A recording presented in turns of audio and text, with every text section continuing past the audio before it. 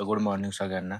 At the rate study नॉर्मची या चॅनलवरती आपलं हार्दिक स्वागत आहे. तर आजपासून आपण एक फायनान्स म्हणजे अकाउंटिंगचा MBA सेकंड सेमचा एक प्रत्येक टॉपिक वाईज आपण प्रॉब्लेम बघणार आहे आणि त्या प्रॉब्लेमचा पहिल्यांदा मी तुम्हाला जसा आपला फर्स्ट टॉपिक आहे तो आहे पूर्ण थेरॉटिकल. त्याचे पण मी तुम्हाला IMP क्वेश्चन देणार आहे. त्यानंतर आपला सेकंड टॉपिक आहे techniques of financial statement analysis. तर याच्यामध्ये तुम्हाला बॅलन्स शीट दिलेली असते किंवा ट्राय बॅलन्स दिलेला असतो. त्याच्यामध्ये आयटम दिलेले असतात. त्याच्यावरनं तुम्हाला रेशो अनालिसिस करायचं असते. याच्यामध्ये फक्त रेशो अनालिसिस आहे. जवळ-जवळ नाही म्हणलं तरी 18 ते 20 रेशो अनालिसिस पण पेपरला हे फक्त 5 ते 6च विचारले जातात. लय तर लय 7. त्याच्या तर पुढे 6च्या तर पुढे एक पण येत नाही. आणि तरी तुम्हाला माहीत असावं म्हणून मी सगळे दिलेले. तर तुम्हाला एक-एक करून मी ते सांगतो, की काय-काय आहे ते रेशो एनालिसिस आणि कसे-कसे एक्सप्लेन करायचे किंवा त्याच्यामध्ये काय-काय येतं ते मी तुम्हाला सांगणार आहे. तर तुम्ही बघू शकता पहिलाच आपला आहे. पहिलाच रेशो आहे, की करंट रेशो. आता करंट रेशोचा फॉर्म्युला काय आहे? करंट असेट आपण करंट लायबिलिटी. तर तुम्ही म्हणशाल, की करंट असेटमध्ये काय-काय येतं? तर करंट असेटमध्ये काय-काय येतं बघा, मी इथं सगळं दिलेलं आहे. करंट असेटमध्ये कोणकोणते आयटम येतात, करंट लायबिलिटीमध्ये कोणकोणते आयटम येतात आणि हे सोडून दुसरा एक पण आयटम येत नाही करंट असेट आणि करंट लायबिलिटीमध्ये. तर मी तुम्हाला सांगतो करंट असेटमध्ये काय-काय येतं. इन्व्हेंटरीमध्ये तुम्हाला माहिती असेल, की इन्व्हेंटरी म्हणजे त्याला म्हणतात, की त्याचा दुसरा शब्द स्टॉक. डेटर्सला सध्या डेटर्स पण म्हणतात. बिल्स रिसिवेबल असतं, बँक बॅलन्स असतो, शॉर्ट टर्म इन्व्हेस्टमेंट असते. शॉर्ट टर्म इन्व्हेस्टमेंट ही म्हणजे शॉर्ट टर्म इन्व्हेस्टमेंट ही 1 इयरपेक्षा कमी असते. 1 इयरपेक्षा कमी असेल तरच ती करंट असेटमध्ये येते, नाहीतर येत नाही. आणि नंतर प्रिपेड एक्सपेन्सेस असतात. हे सगळं येतं करंट असेटमध्ये. आता करंट लायबिलिटीमध्ये काय-काय येतं, की अकाउंट्स पेएबल म्हणजे आपल्याला करंट लायबिलिटी आपल्याला पैसे द्यायचे. आज ना उद्या पैसे द्यायचे. तर त्यासाठी येतं accounts payable, bills payable, short term loan तुम्ही लोन घेतला असेल फॅक्टरीसाठी ते, बँक ओव्हरड्राफ्ट, आउटस्टँडिंग एक्सपेन्सेस येतं, टॅक्स पेएबल येतं आणि डिव्हिडंड पेएबल येतं. हे सगळं येतं करंट लायबिलिटीमध्ये. ही एवढी नावं सोडून दुसरं एक पण नाव करंट असेट आणि करंट लायबिलिटीमध्ये येत नाही. कारण मी तुमचे सगळे पुस्तकं बघितले किंवा प्रॉब्लेम आहे त्याच्यामध्ये हीच सगळी नावं दिलेली आहेत. त्यासाठी मी तुम्हाला जी डबल नाव आहे किंवा जी इम्पॉर्टंट मी तुम्हाला तेच सांगितलेलं आहे. त्यानंतर दुसरं आहे की लिक्विड रेशो. आता लिक्विड रेशो आणि जो आपला करंट रेशो आहे त्याच्यामध्ये काही फरक नाहीये. त्याच्यामध्ये फरक फक्त एवढाच आहे, ज्या लिक्विड असेट आणि लिक्विड लायबिलिटी असतात, त्याच्यामध्ये कसं असतं की करंट असेट असतात. ज्या करंट असेट आहे त्याच्यामधनं जी टोटल असते त्याच्यामधनं फक्त स्टॉक लेस करायचा. तुम्ही बघू शकता इथं स्टॉक लेस केला तर तुम्हाला डायरेक्ट की तुम्हाला निघतं लिक्विड असेट काय ते भेटतं. मी इथं खाली फॉर्म्युला पण लिहिलेलं आहे. Liquid asset is equal to current असेटची जी टोटल आहे ती मायनस स्टॉक. स्टॉक लेस केला की तुम्हाला लिक्विड असेट मिळतात. तसंच लिक्विड लायबिलिटी काय आहे की जो लिक्विड लायबिलिटी टोटल आहे ती करंट लायबिलिटी टोटल आहे ती त्याच्यामधनं फक्त बँक ओव्हरड्राफ्ट लेस करायचं. ते लेस केलं की तुम्हाला लिक्विड लायबिलिटी भेटतं आणि लिक्विड लायबिलिटी भेटल्यानंतर असेट आपण लायबिलिटी केलं तुमचा जो रेशो आहे तो मिळून जातो तुम्हाला काय रेशो भेटणार आहे तो.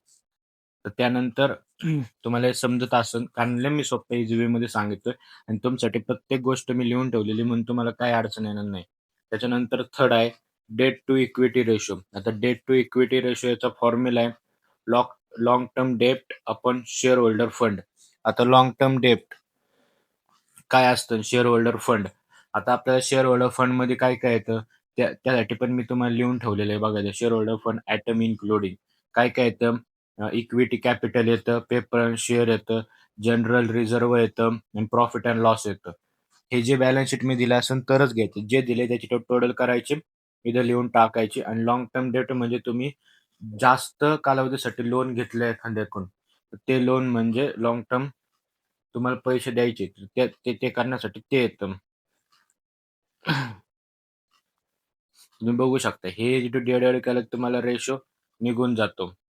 त्यानंतर येतं की करंट असेट आपण current asset to fix asset. Current asset to fix asset. तुम्ही म्हणशाल करंट असेटचं टोटल काय? काय-काय आयटम घ्यायचे? तर मी तुम्हाला वरती सांगितलेलं आहे इथं बघा करंट असेटमध्ये काय-काय येतं. जी अमाउंट तुम्ही काढणार तीच सगळीकडे यूज करायची. त्याच्यात चेंजेस काही नसतात. टोटल येते. आता फिक्स असेट. फिक्स असेट ही अशी कन्सेप्ट आहे की तुम्ही एखादी गोष्ट विकली म्हणजे समजा तुम्ही तुमच्याकडे आता बघा मी दिले प्लांट अँड मशिनरी दिले, फर्निचर दिले, लँड अँड बिल्डिंग दिले, गुडविल ही तुमची इंटँजिबल असेट आहे. तुम्हाला 2 मार्काला विचारतात किंवा फिल इन द ब्लँक्समध्ये विचारतात गुडविल काय तुमचं? तर तुम्ही लिहू शकता इंटँजिबल असेट आहे. तर ही तुमची काय फिक्स असेट आहे. तुम्हाला याच्यामधनं विकलं, की तुम्हाला आज ना उद्या पैसे भेटणारच आहे. त्या अशा गोष्टी आहेत फिक्स असेट.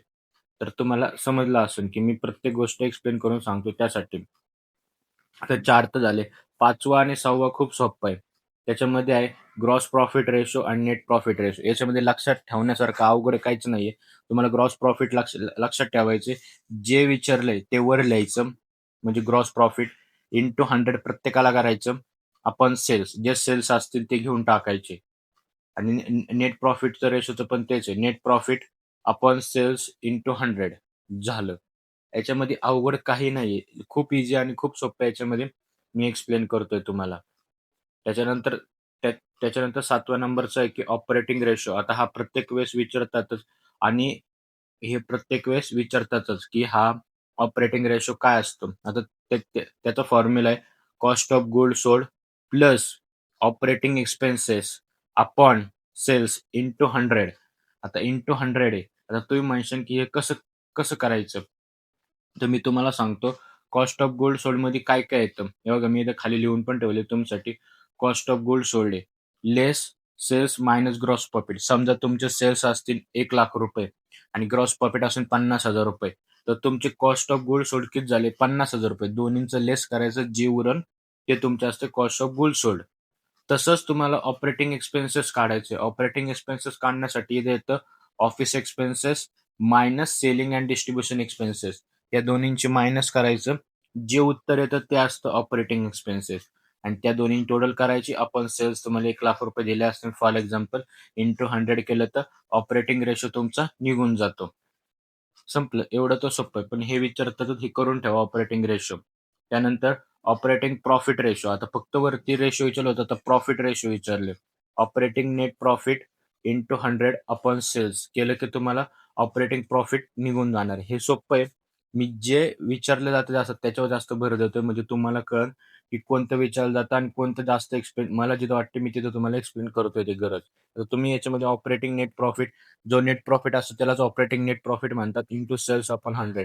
तुम्हाला नेट प्रॉफिट दिलेला असतो तो टाकला आपण सेल्स टाकले इंटू 100 केलं तुम्हाला उत्तर निघून जातं. त्याच्यानंतर 9 नंबरचं पण मोस्ट ऑफ द टाईम विचारतात. त्याच्यामध्ये विचारतात की स्टॉक टर्नओव्हर रेशो काय आहे? आता स्टॉक टर्नओव्हर रेशो काय आहे की कॉस्ट ऑफ गुड्स सोल्ड. आता तुम्ही वरती इथं काढलं cost of goods sold operating रेटसाठी. तर तेच तुम्ही इथं पण यूज करायचं. Average stock into 100. आता एव्हरेज स्टॉक कसा काढायचा? एव्हरेज स्टॉक काढण्यासाठी असतं की opening stock plus closing stock upon 2 म्हणजे चालू वर्षाचा स्टॉक प्लस वर्ष संपताना स्टॉक किती ते आपण 2 केलं की तुम्हाला एव्हरेज स्टॉक निघतो. तर ते काढलं की तुमची हे डायरेक्ट निघून जातं की किती सोपं आहे बघा. कॉस्ट ऑफ गुड्स सोल्ड तर तुम्हाला माहिती आहे. एव्हरेज स्टॉक इंटू 100 केलं की तुमचं उत्तर येऊन जातं. त्याच्यानंतर 10 नंबरला आहे डेटर्स टर्नओव्हर रेशो. आता डेटर्स टर्नओव्हर रेशो काय आहे, की credit sales upon average debtors into 100. आता तुम्ही म्हणतात क्रेडिट सेल्स काय आहे? जे सेल्स असतात त्यालाच क्रेडिट सेल्स पण म्हणतात किंवा तुम्ही म्हणशाल की नाही, हे असं नाही, की तुम्हाला मग नसन तर ते तुम्हाला सेपरेट दिलेलं असतं, की हे सेल्स आहे आणि हे क्रेडिट सेल्स आहे. तर जे क्रेडिट सेल दिले असतील ते घ्यायचे. नसतील दिले तर जे तुमचे सेल्स असतात तेच क्रेडिट सेल्स असतात आणि एव्हरेज डेटर काढण्यासाठी मी खाली 2 फॉर्म्युले लिहिलेले.